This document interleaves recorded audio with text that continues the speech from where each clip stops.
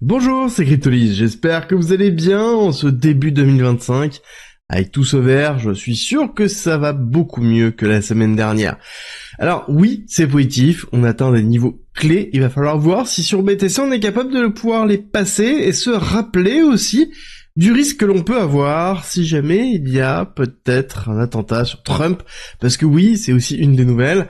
Et qu'est-ce qui se passerait au niveau du marché des cryptos? Je vous explique ma vision et surtout je vous donne les éléments qui sont en train de se mettre en place petit à petit pour nous montrer qu'on est vraiment pas loin d'une nouvelle accélération au niveau de BTC et des cryptos. Je vous donne tout maintenant. Et on commence tout de suite par BTC ici. Alors BTC, très intéressant, ici on est en weekly, faut bien voir qu'on a un début de semaine qui est plutôt intéressant, avec quand même un début de semaine qui était plutôt dans le négatif, et on voit qu'on repart à la hausse. Moi ce qui va m'intéresser c'est à minima de clôturer de cette façon-là, d'accord? Il faut impérativement clôturer cette semaine en vert, donc il nous reste encore un certain nombre de jours pour pouvoir le faire, avec un marché américain qui va se réveiller doucement et tendrement, hein. Je rappelle que on va revoir les marchés américains cet après-midi et rouvrir, et là ça va être intéressant de voir quel va être le thème que l'on va voir, hein, même si on va voir somme toute assez peu de volume. Je pense qu'on aura une première impulsion de la volonté américaine sur les cryptos, et ça va être, je pense, assez fort, nous, en tout cas en termes d'analyse, pour déterminer la suite au niveau des cryptos. Dans tous les cas, j'aimerais bien avoir une clôture à minima comme ça, idéalement avec une bougie un petit peu plus remplie, mais ça c'est vraiment très positif, d'accord? Par contre, on n'oublie pas que il peut arriver des accidents. Là, actuellement, c'est un Cybertruck qui a explosé avec une bombe dedans à la sortie de l'hôtel de Trump. D'accord? Donc on est vraiment dans un acte de terrorisme plutôt classique. Il faut juste faire attention. Trump a déjà eu plusieurs tentatives d'assassinat. Là, ça commence à être une de plus. Donc, il y a réellement un risque. Ça sous-entend ici que s'il y a un assassinat qui est effectué sur Trump, à savoir qu'on a toute cette phase d'accélération-là qui est liée à Trump, je peux vous assurer qu'on aura une énorme bougie rouge qui chutera très très fortement. Il y a même de grandes chances que l'on ait une accélération de la chute liée à la peur, et on pourrait très bien voir la fin du bull market. C'est pour ça, impérativement, que ce type de Black Swan qui ne sont pas prévisibles, alors même si on peut commencer à le pricer, vous devez vous-même le prendre en compte dans votre gestion du risque. Ça veut dire aussi prendre des TP régulièrement, de façon à pouvoir verrouiller une partie des profits, parce que du jour au lendemain, ça peut disparaître totalement. Donc, prenez des profits petit à petit, ayez une véritable stratégie, et si jamais vous en avez pas, je vous rassure, il y en a une gratuite en commentaire en description. C'est 40 pages pour vous expliquer exactement la psychologie qu'il y aura dans le marché du bull market, les stratégies d'achat, la stratégie de renforcement et surtout la stratégie de vente pour éviter tout simplement de repartir cul nu comme d'habitude. Donc, ceci étant dit, on a quand même une belle semaine qui est en train de se mettre en place, et il va falloir valider, consolider tout ça.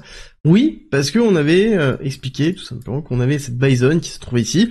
Si on avait une belle réaction haussière, c'était plutôt positif. On voit qu'on a une belle réaction haussière. Elle a été un peu lente à mon goût, mais somme toute, on a eu la réaction haussière ici, mais on n'est pas cassé. En tout cas, encore le break of structure. Là, c'est important, on est allé retaper la résistance qui a beaucoup de mal, hein.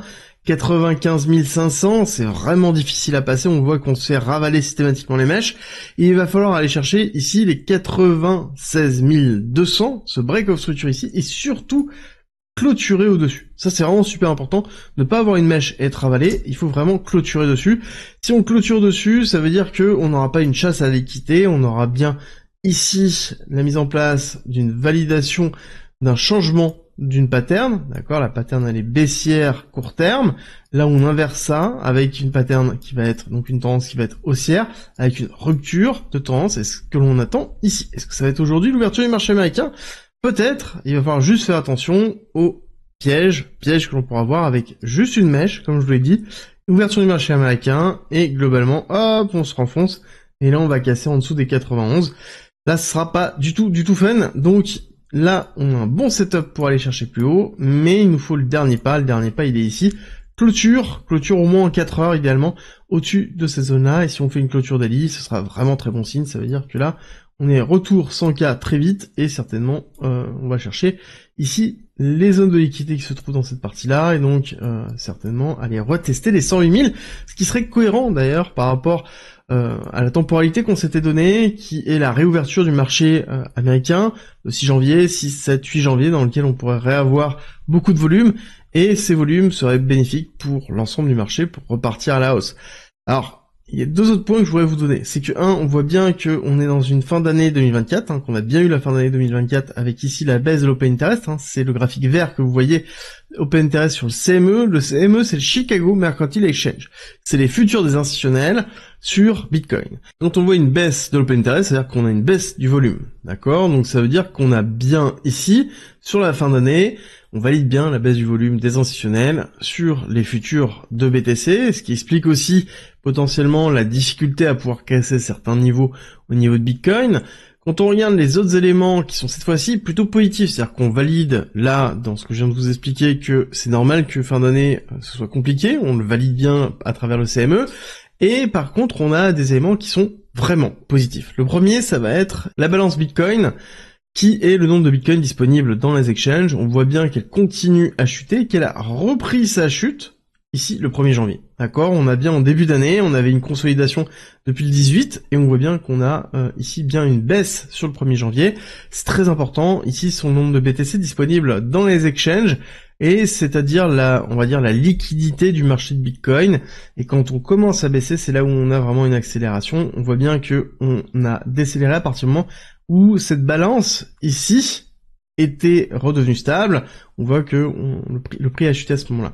Donc tant qu'on continue à chuter, c'est positif. Alors, le graphique en lui-même se prête pas forcément à la réflexion totale parce que on a un nombre de Bitcoin de 2,7 millions de Bitcoin.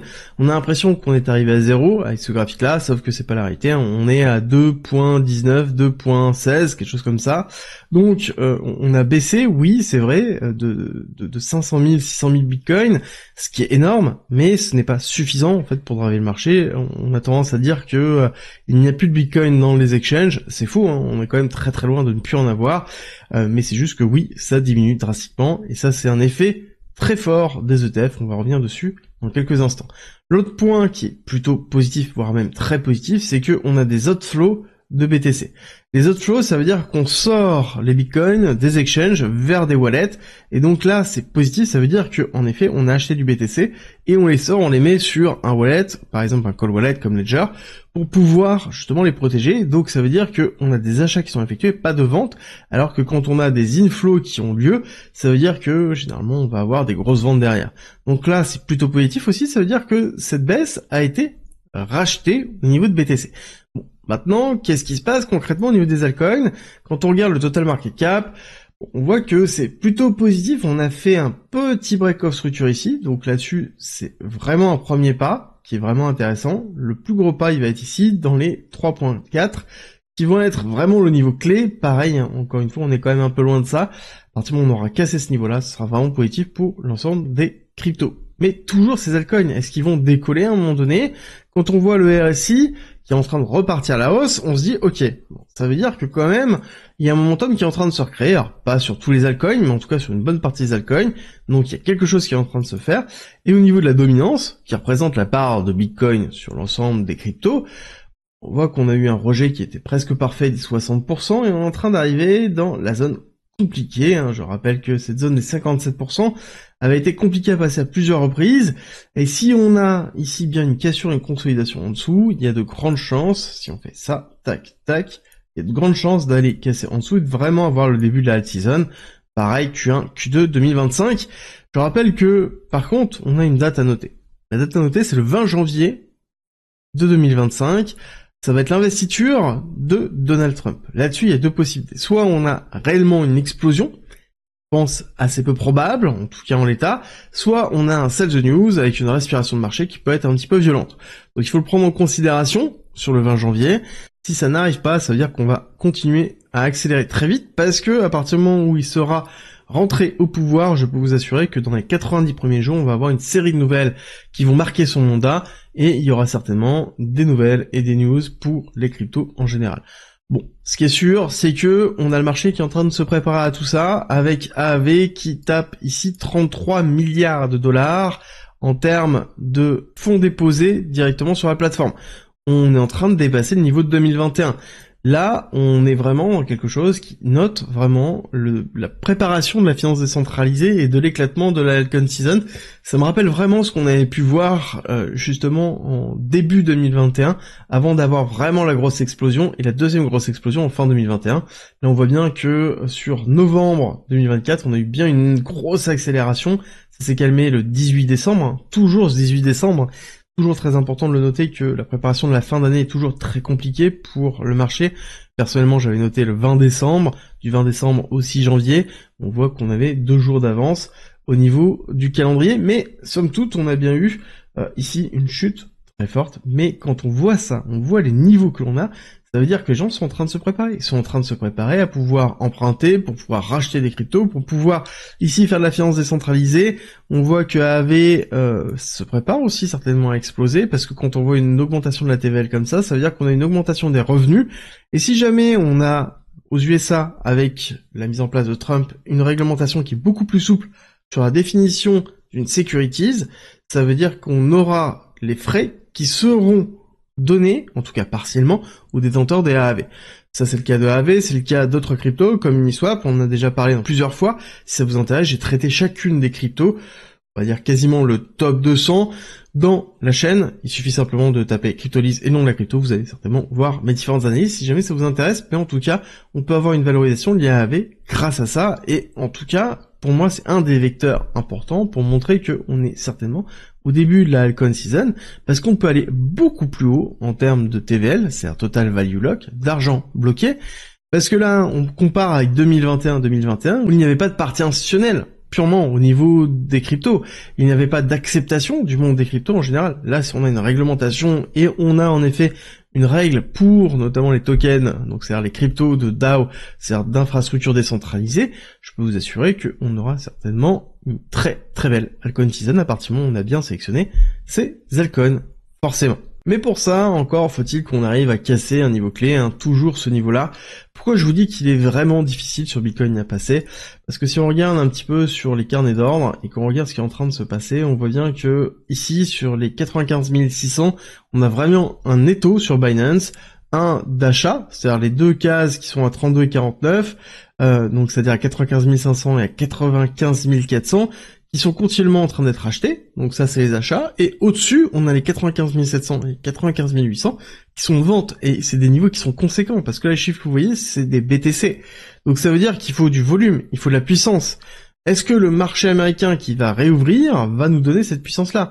Est-ce que après 2 jours fériés, on va réavoir une accélération du marché américain, du Nasdaq, du S&P 500, avec peut-être les PMI manufacturiers qui seraient dans le vert, donc qui dépasseraient les 50, au-dessus des perspectives d'évolution? Là, on aurait vraiment quelque chose qui boosterait très très fort. Si c'est pas le cas, il y a de grandes chances qu'on fasse une continuité baissière ou stagner entre 95 et 91 000, enfin 92 000, et stagner le temps qu'on ait un retour du marché plutôt classique, donc c'est-à-dire la semaine prochaine. Ça, ce sera validé. Dans tous les cas, on a eu des beaux prix encore pour renforcer certaines cryptos, on a eu des belles performances aujourd'hui. On sécurise une partie des performances, si jamais on a vraiment fait des grosses performances, et on se prépare pour la suite, parce que oui, Q1, Q2 2025, je vous rappelle que ça va être des mois qui vont être très très compliqués à gérer psychologiquement, parce qu'on va aller très vite, très haut, très fort. C'est le principe de la altcoin season. Et forcément, quand on dit très haut, très vite, très fort, ça veut dire aussi très vite, très bas, très fort aussi. D'accord? Il y a les deux qui sont en perspective, donc ne l'oubliez jamais. Et si jamais cette vidéo vous a plu, c'est simple. Likez, partagez et surtout abonnez-vous. Et nous, on se retrouve très vite pour une nouvelle vidéo.